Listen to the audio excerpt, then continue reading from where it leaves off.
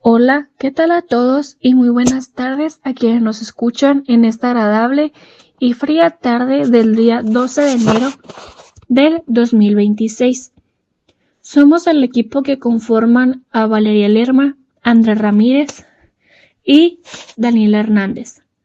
Somos alumnas de primer semestre de la licenciatura en Inclusión Educativa en la institución benemérita y centenaria en la Escuela Normal del Estado de Chihuahua, profesor Luis Urías Valderrín, y les damos la bienvenida a su podcast institucional. En el episodio de hoy, llamémoslo Comprender para Incluir. El caso que presentaremos hoy es de Mateo. Desde Luria y el DUA vamos a analizar este caso. Mateo es un niño de 8 años que cursa segundo grado de primaria en una escuela regular con apoyo de USAER. Para ponerlos un poco en contexto, Mateo nació de forma prematura a las 32 semanas de gestión y presentó hipoxia neonatal, que significa la privación de oxígeno en un recién nacido antes, durante o después del parto. A lo largo de su desarrollo se han observado rastros motores, dificultades en el lenguaje, actualmente problemas de atención y fatiga en el aula. Aunque Mateo sí comprende los temas escolares, le cuesta mantenerse atento y terminar las actividades. Para entender mejor lo que ocurre, vamos a analizar su caso desde las 3 unidades funcionales de Luria, relacionándolo con el diseño universal para el aprendizaje, o como otros lo conocen, el DUA. Comencemos con la primera unidad funcional, recordando que es la que regula el nivel de activación del cerebro, la atención y el estado de alerta. En el caso de Mateo, la hipoxia neonatal y el nacimiento prematuro pudieron afectar estas estructuras, y esto se puede notar claramente dentro de un aula. Mateo empieza el día con energía, pero después de 20 minutos se recarga sobre el pupitre, bosteza y pierde completamente la atención. Aquí vemos que su tono cortical no se mantiene estable. Yo les pregunto, compañeros, y también quienes nos escuchan, realícense esta pregunta.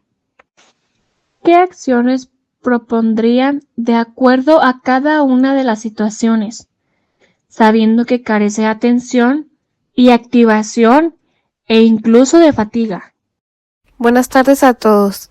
Y respecto a la cuestión de Vale, un ejemplo claro de apoyo para esta unidad y de acuerdo a la situación de Mateo, sabiendo que después de 20 minutos se fatiga y pierde la atención, sería que el docente coloque un reloj visual y cada 15 minutos hacer una pausa activa breve de 2 minutos. Por ejemplo, el docente puede pedir que todos estiren, respiren profundo o tomen agua durante 2 minutos.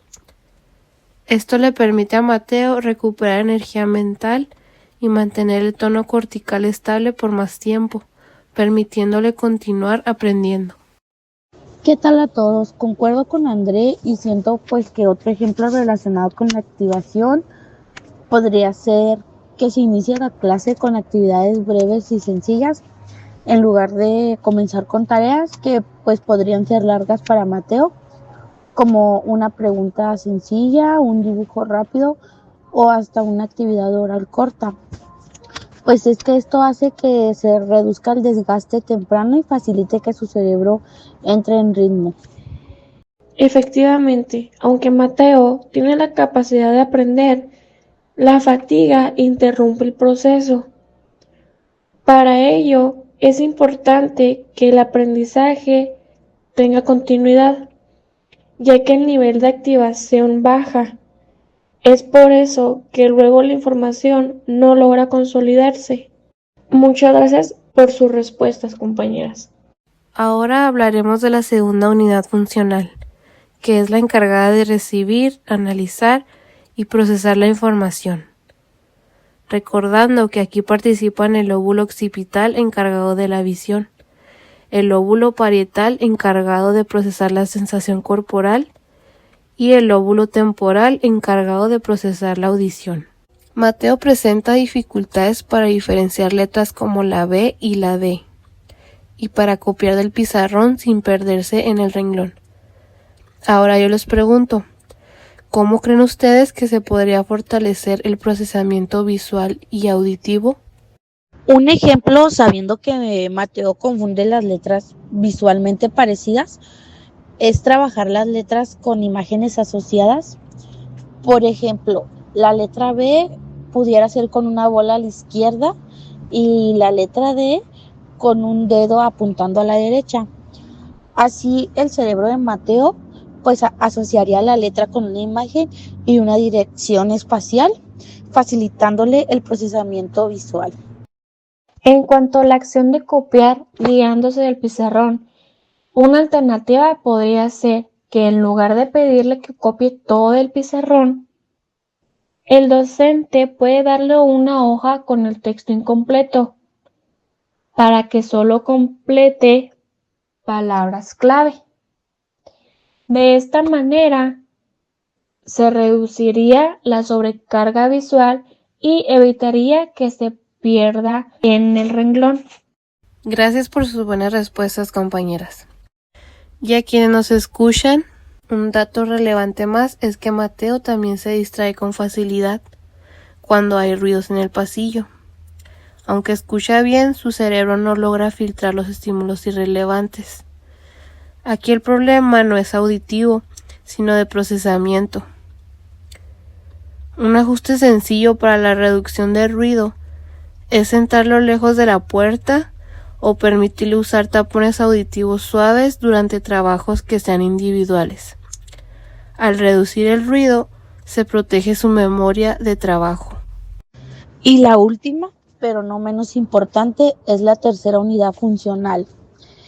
Esta está relacionada con el lóbulo frontal, que es el encargado de planear, organizar y regular la conducta. Mateo se bloquea cuando recibe instrucciones con varios pasos. Y no es que no entienda, es que no logra organizar la secuencia. Mi pregunta es, ¿qué estrategias implementarían para la organización y las funciones ejecutivas de Mateo? Un apoyo muy útil, en mi opinión, y tomándolo en cuenta, es que Mateo se bloquea, por así decirlo, con instrucciones múltiples. Podría ser el uso de una agenda visual o también de un pictograma, colocándola en su pupitre o en algún espacio del aula para que también pueda hacer uso en general. Por ejemplo, número 1. Primero saco mi cuaderno. Número 2. Después escribo la fecha. Número 3. Luego resuelvo un ejercicio. Y número 4. Al final guardo mis cosas. Y una imagen referente a cada paso de la secuencia. Esto le dice exactamente qué hacer y en qué orden. Evita que olvide los pasos, reduciendo el bloqueo y la ansiedad. Claro, y pienso que también puede usarse un cronómetro visual, como un reloj de arena de 10 minutos. Así Mateo sabe cuándo empieza y cuándo termina la tarea, ayudándolo así a organizar el tiempo y a no abandonar alguna actividad. Que igual hay que estar conscientes de que la preeclampsia materna, o sea la condición que elevó la presión arterial de la madre de Mateo, provocó una reducción del flujo de oxígeno y nutrientes al cerebro en formación de Mateo, lo que afecta lo que es si se le puede decir, la maduración cerebral, la mielinización y la conectividad cerebral. Es por ello que las dificultades actuales de Mateo no son falta de esfuerzo o, como decimos, de voluntad propia, sino consecuencia de un desarrollo neurológico vulnerable desde etapas tempranas.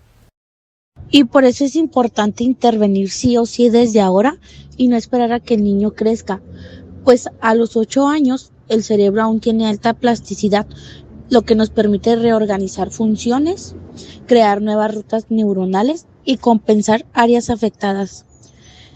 Y entre comillas, esperar a que madure. Sin apoyo alguno se puede cronificar las dificultades, por lo que la intervención temprana es la clave. ¿Estamos de acuerdo?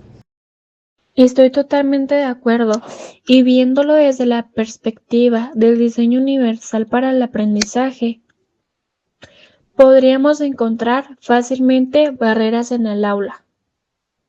Barreras prácticas como las clases largas, el uso excesivo de copiar instrucciones múltiples. Su ajuste sería, por ejemplo, dar hojas impresas. Barreras culturales como creencias en que Mateo es flojo o que no pone atención. Su ajuste sería capacitación para que el docente en neurodiversidad y el DUA, y barreras políticas como planes de estudio poco flexibles son sin ajustes razonables. Su ajuste sería lo contrario, planes de estudio flexibles con ajustes claramente razonables. Y algunas de estas acciones podrían aumentar o reducir la participación de Mateo. Para aumentar barreras serían el ruido constante, las tareas extensas y una evaluación única escrita. Si el caso fuera para reducir barreras, entonces sería las pausas activas, los apoyos visuales y una evaluación flexible.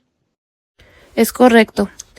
Y regresando a cómo podría Mateo mantener la motivación y disminuir la fatiga durante su jornada de clases, basándonos en al principio de compromiso, su docente a cargo puede proponerle metas pequeñas, como por ejemplo, decirle, no tienes que terminar toda la hoja, solo estos 2 ejercicios.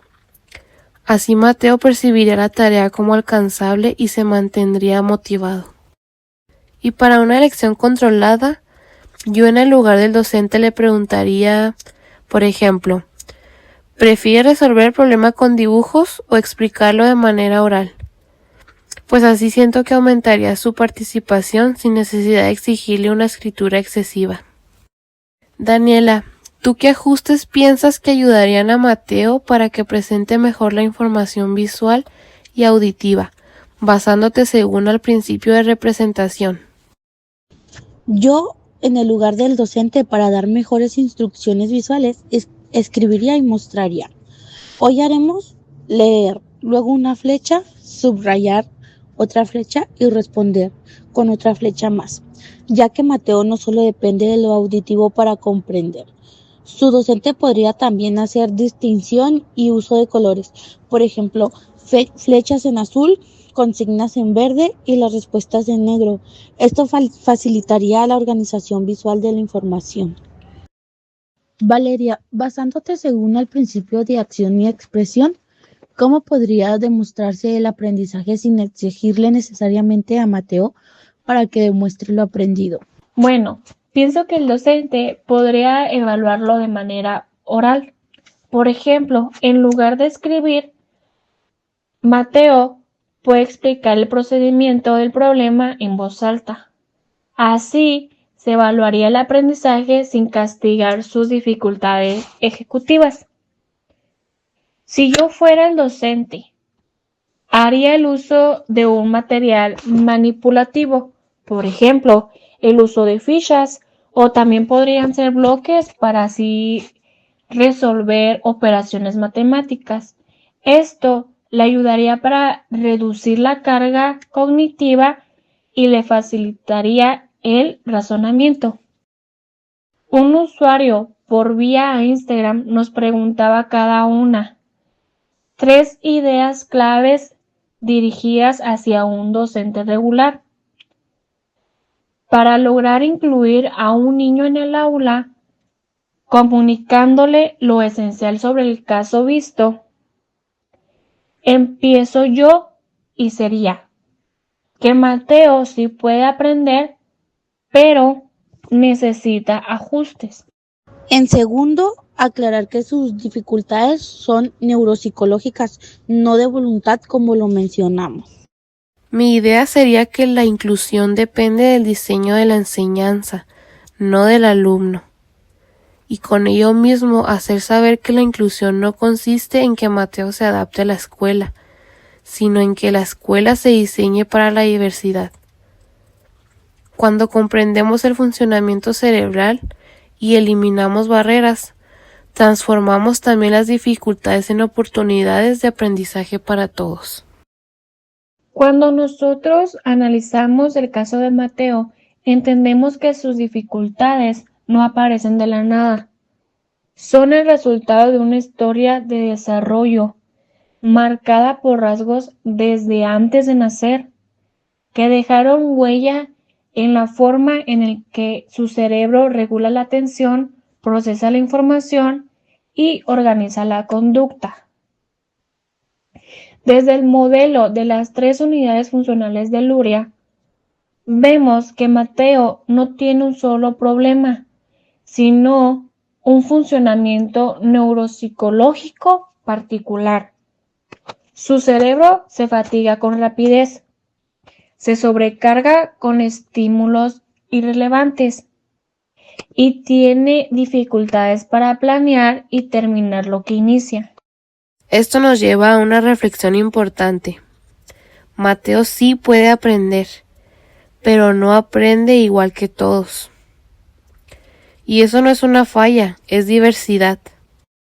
Cuando la escuela exige que todos aprendan del mismo modo, se crean barreras que excluyen, aunque la intención sea enseñar. En cambio, cuando el docente diseña su enseñanza considerando diferentes formas de atención, de procesamiento y de expresión, la inclusión se vuelve posible. El diseño universal para el aprendizaje nos recuerda que no es el alumno el que debe adaptarse al sistema, sino el sistema es el que debe adaptarse al alumno.